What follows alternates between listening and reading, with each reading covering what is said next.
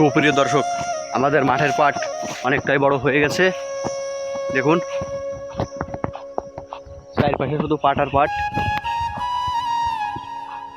এই পাটগুলো এখন বাছক দেওয়ার কায়দা হয়ে গেছে। দেখুন কত বড় হয়ে গেছে।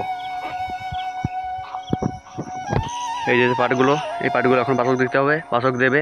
বৃষ্টির কারণে দিতে পারতেছে না, এবং প্রচুর বৃষ্টির কারণে আমাদের গ্রামে পাট কেউ কেউ নিড়তেও পারে নাই, ক্ষতি হয়েছে তাদের অনেক।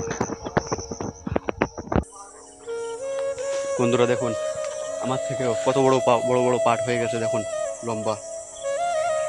এই পাটগুলো বাছক দেওয়ার পরে কিছুদিন পর কাটা হবে, কাটার পরে জাগ দেওয়া হবে পুকুরে, জাগ দেওয়ার পর বাছা হবে।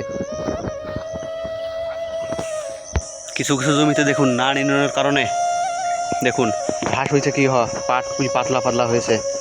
এর কারণে এই বছরে কৃষকদের যে ফসল হোক না কেন বাস হয়ে যাচ্ছে তাদের। কিছু বেচতে গেলে বাজারে সে ফসলের দাম নেই,